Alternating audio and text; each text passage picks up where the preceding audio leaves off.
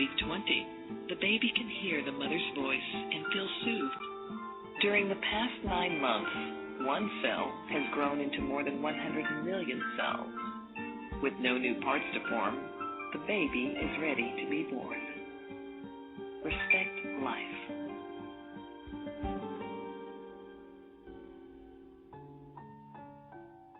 And they perform abortions up to 24 weeks.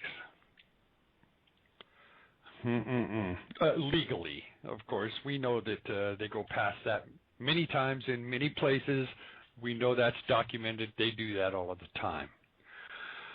Now, despite, from a biblical point of view, despite considerable biblical evidence to support a strong pro-life position, more scriptural testimony seems to be needed to convince some Christians because, Christians have a lot of abortions. I went over some of these stats before that Christians have abortions all of the time. People who claim to be Christian anyway. But some of them need more convincing. Now, one objection that's often used to a dogmatic stand against abortion is that a Bible never specifically addresses the issue. And, it's like I said before, that the reason for this has been pointed out by Old Testament scholar Meredith Mine, who, commenting on the lack of abortion legislation, says it was unthinkable that an Israelite woman would desire an abortion, that there was no need to mention this offense in the criminal code. Well, there was, however, a rite performed in ancient Israel which has a lot of parallels to modern practice of abortion, and it addresses it in the scriptures. We're going to look at that. It was the rite of child sacrifices. Moses said it was one of the detestable things the Lord hates in Deuteronomy 12:31. Now, in this paper, the largely neglected parallels between the ancient rite of child sacrifice and the modern practice of abortion is what we're going to look at.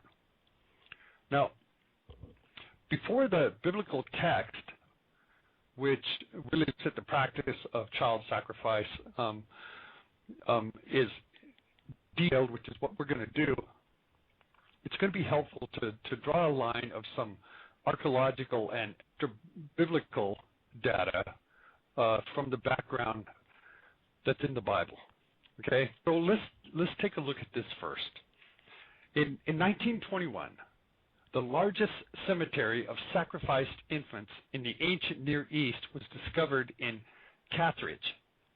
Now, it's well established that this rite of child sacrifice went on all of the time. Ancient Israel, northern neighbor, was brought to Carthage by its colonizers. Hundreds of brutal urns filled with cremated bones of infants, mostly newborns, but even some children up to age 6 years old, as well as animals, have been uncovered in these urns. So why were they ashes? Well, some of you already know the answer to this, but some of you don't. So we're going to go through it anyway. They were burned there between the 8th century BC and the fall of Carthage during the Third Punic War in 146 BC. Now, this burial monument is sometimes accompanied by these urns where it's described the name of the goddess Tanit. Now, Tanit is the main female deity, and her Baal Harmon, infants and children, were regularly sacrificed to this divine couple. Now, this was a fulfillment of a vow and was probably the most frequent reason of infant or child sacrifice that was witnessed by the 3rd century BC. One of the reverence for Kronos, which is the Greek equivalent of Baal, and especially the Carthaginians, whenever they seek to obtain some great favor the vow of their children, the sacrifice, the burning, it's a sacrifice to the deity, and it ensures their success. That was the whole idea behind this. For them to be successful, they had to sacrifice one of their children. Now, typically, they would say some sort of ceremony to their goddess Tanit, and it was, I don't have exact words, but I know that it was a ritual with words before and during the sacrifice to be heard and to give a voice of blessing to them in their lives. This was a fulfillment of a vow before or after obtaining a special favor from these gods, a favor that brings blessing or success or decadence. Now, it seems like the most common reason for child sacrifice, although, I think at times it was a civic crisis or mass child sacrifice. In the 1st century BC, they did this up until 310 BC, when they tried to gain favor. Sometimes they did it for crops or for personal wealth, or and they believed that this child sacrifice was going to bring them all of these things.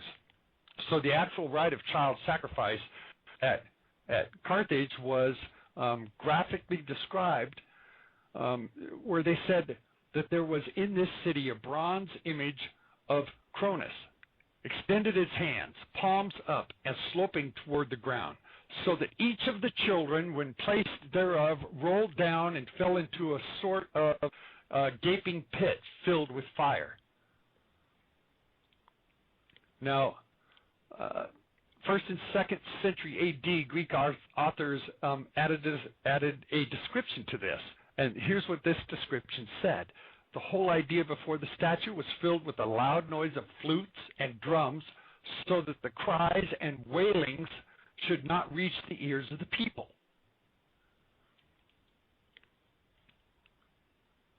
But there seems to be a conflict of evidence regarding the actual cause of death of the victims. Really? Some reports suggest that they were burned alive, while other reports suggested the infants and children were slaughtered first.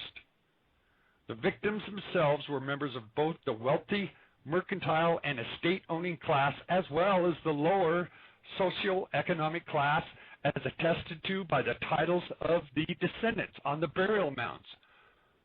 They said occasionally, however, the upper class would substitute lower class children for their own by purchasing them from the poor and then sacrificing them.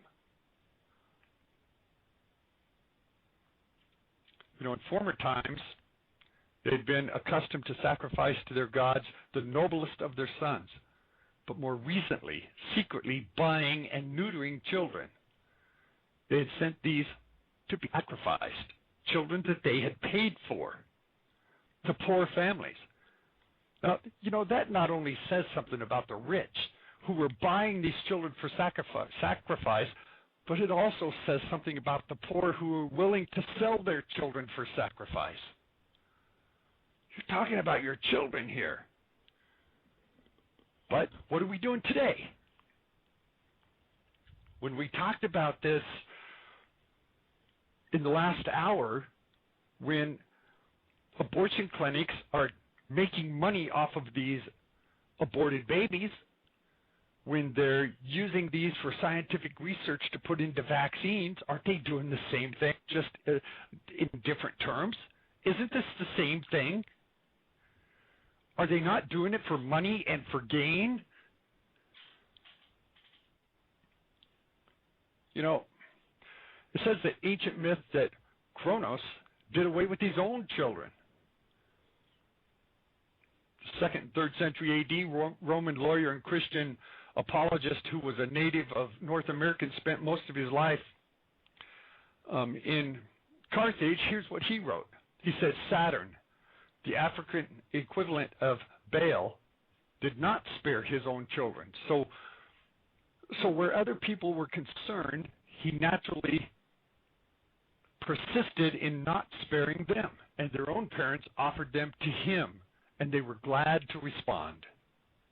Now, according to the ancient myth, Saturn selfishly swallowed up the first 5 of his children in order to prevent his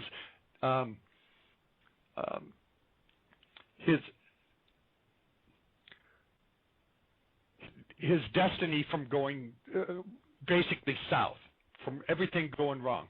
He sacrificed his first 5 children for wealth and gain, so that he didn't lose prosperity or money. He was hoping to gain Saturn's favor, and thus being blessed.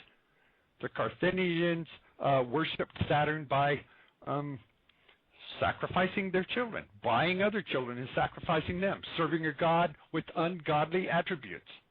They were willing to submit to this murderous demands. Saturn's demands may have assisted the Carthaginians in their own self-serving plan.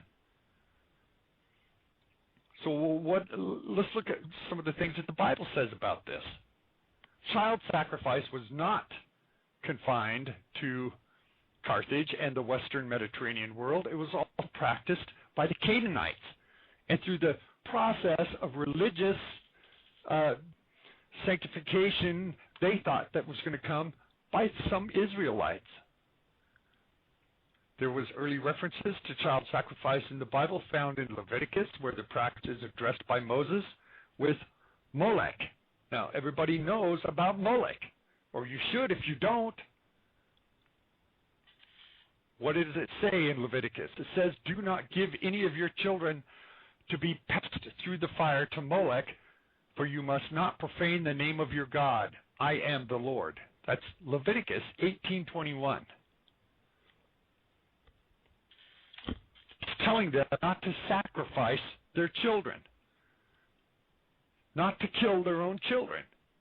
In 1 Kings 11:7, Molech is identified as the detestable god of the Amorites. And recent archaeologist evidence in the former territory of the Amorites from the period of the conquest supports this testimony that child sacrifice was practiced in Jordan, and was commented on many times by Moses. The Hebrew word Molech is the same root as the Punic word Molk, which is found inscribed on several burial monuments of these urns that we talked about a few minutes ago. But at Carthage, the word refers to an offering including human sacrifice. In Leviticus, it refers to the God who demands child sacrifice, the passing through. First, sacrificing by burning in a fire. For this passing through to Molech, some Hebrew words in Leviticus and Jeremiah took place later in Israel's history in the region of some high places of Baal, in the valley of Ben Hinnom. Now, in Jeremiah 32:35, this was described as the Lord through the mouth of Jeremiah in early chapters. He said, "For they have forsaken me and made this a place of foreign gods. They have burned sacrifices in it to gods that neither they nor their fathers nor the kings of Judah ever knew, and that they have filled the place with the blood of the innocent. They built me the high places of Baal to burn their sons in fire of offerings to Baal. Something I did not command or mention, nor did it enter into my mind. But beware, the days are coming, declares the Lord, when people no longer call this place Topath." Possibly, I don't know where that name came from. Probably came from, I think, probably an Aramaic word that's been translated over and over and over again. Jeremiah 19 says the history of child sacrifice in ancient Israel and God's response to the practice can be uncovered by examining the text that addresses it in the historical books and the prophetic writings. Now, Moses warns the Israelites, who will soon enter the land of Canaan in Leviticus 18:3 and Leviticus 20, where they will be exposed to the cult of Molech